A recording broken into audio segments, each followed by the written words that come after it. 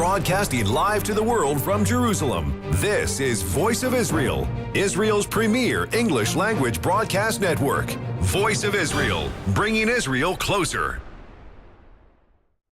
The Honorable Nir Barkat, Mayor of Jerusalem, thank you so much for joining us on the special Jerusalem Day edition of One Nation on Voice of Israel. Thank you, Dov. Welcome to Jerusalem. Thank you.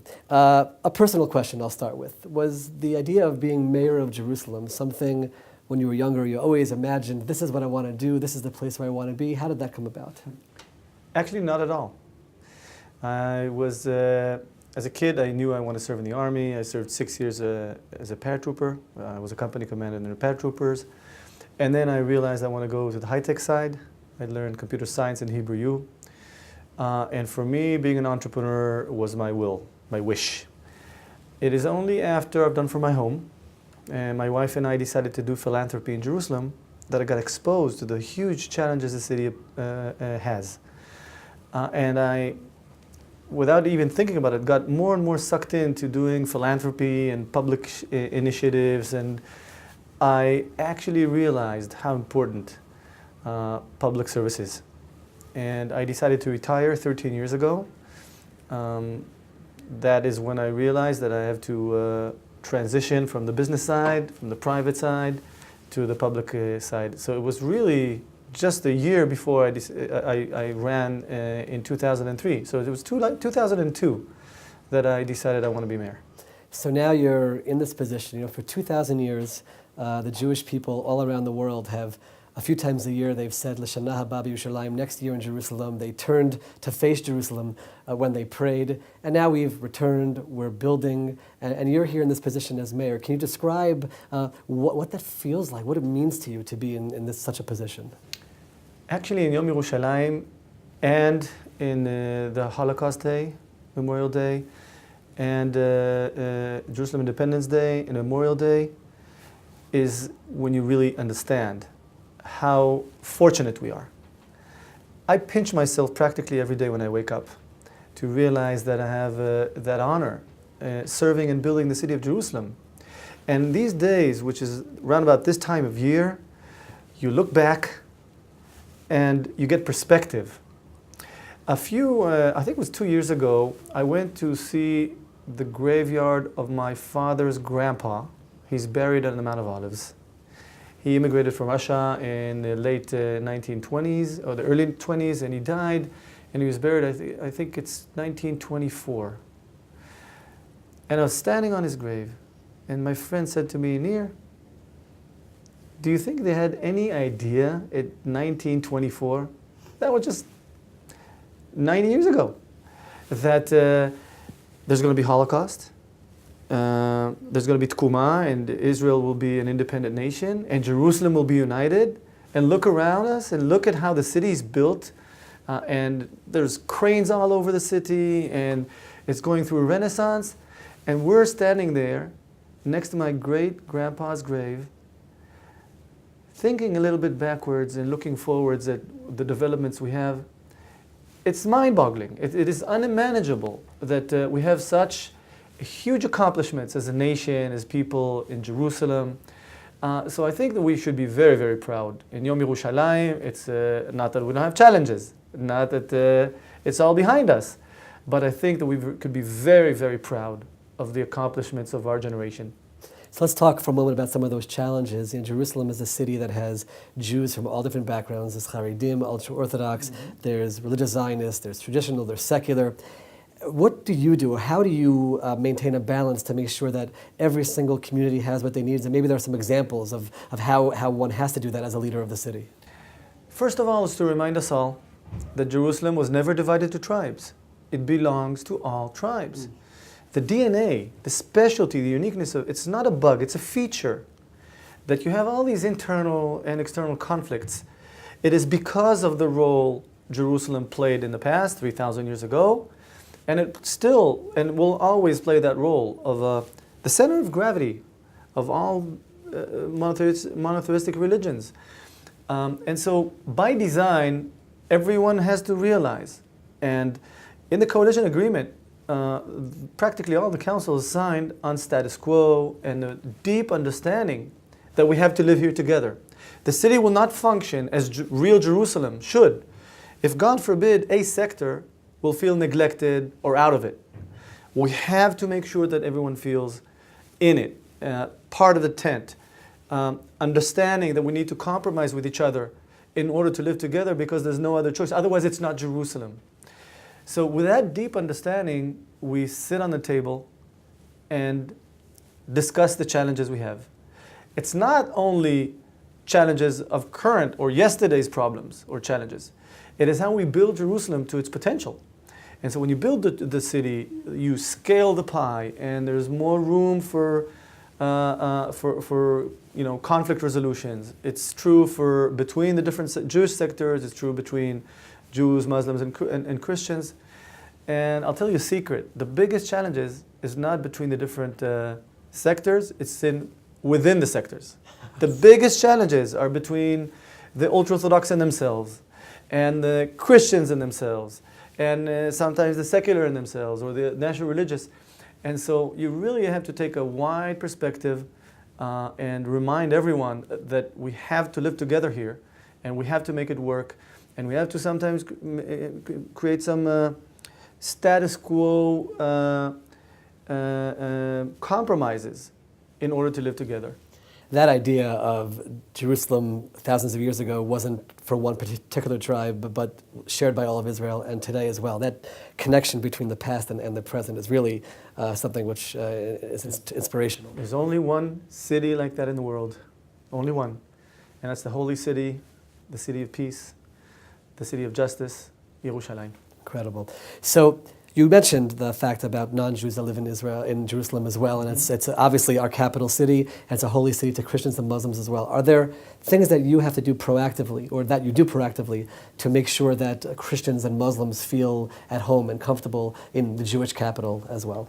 Of course. First of all, we have to treat them as citizens, as residents.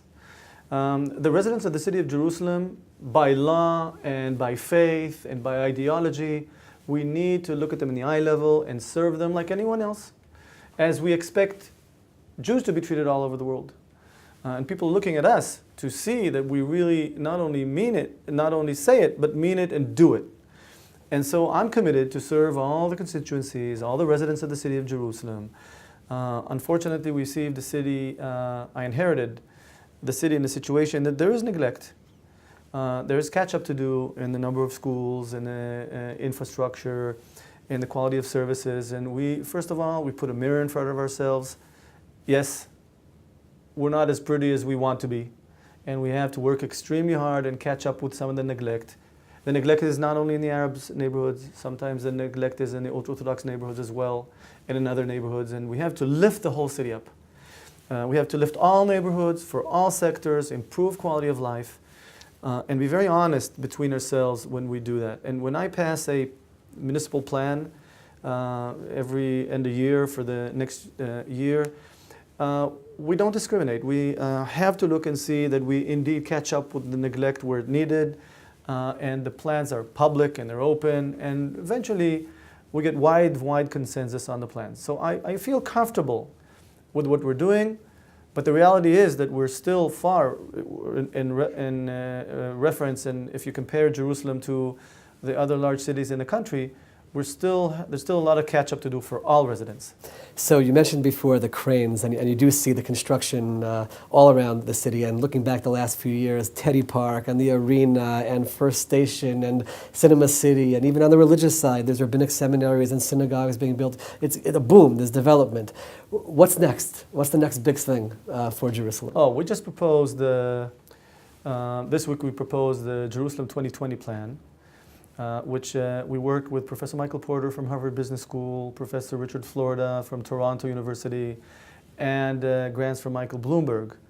And we proposed, I think, a very coherent plan of how to take Jerusalem to the next level. The pillars of the plan talks about decreasing the per capita investment gap between us and other cities. We need the Minister of Finance and the government to increase the budget so that we can catch up with the services.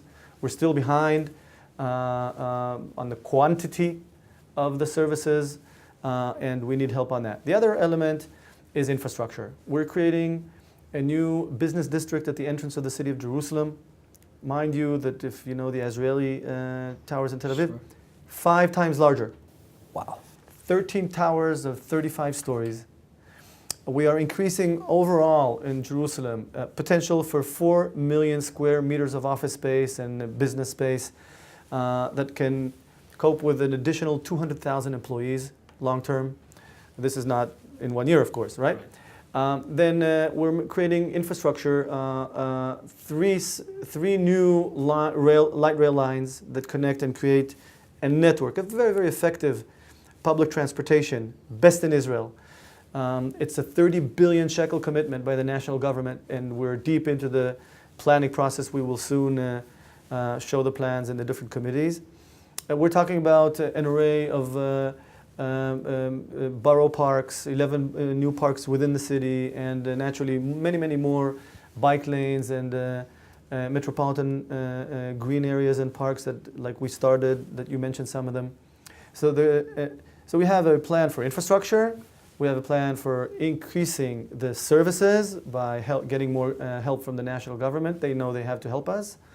And as important, focus on the business development side, which is continue improving culture tourism. We have a boost in high-tech and health life sciences, which we want to scale and continue growing very, very quickly, and make the city very attractive for young couples. The coherent plan you can find on our website. We published it. I think it's a very, very nice plan. And I believe that in 5 years from now, the city will take another major, major step forward. Just incredible to see the ancient city developing towards the future. Just one last thing. Our audience is Jews from around the world and also non-Jewish supporters of Israel from around the world. I want to give you the chance to reach out to them and tell them why you feel that they should come and visit Jerusalem and why Jerusalem should be central to their lives. Well, first of all, I want to remind everyone, we're all shareholders of the city of Jerusalem. Even if you live in another country or another city in Israel, the city belongs to you as much as it belongs to other tribes.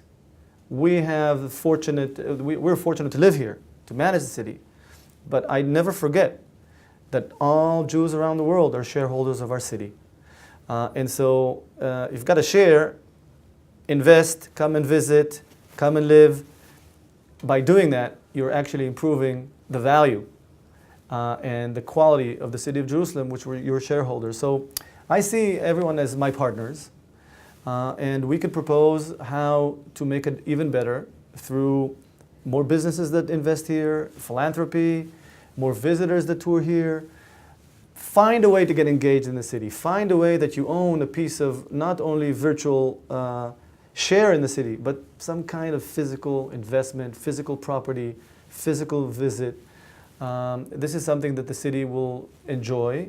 It will be double dipping. It will be great for people coming here, and it will be great for the city. The Honorable Nir Barkat, Mayor of Jerusalem, first of all, a happy Jerusalem Day, and thank you so much for joining us on this special Jerusalem Day edition of One Nation and Voice of Israel. Thank you so much, and L'Shana Haba, B'Yerushalayim Habnuya. Amen. Thank you. Very much. If you enjoyed that video, click on the link below to go to the website and hear more Voices of Israel.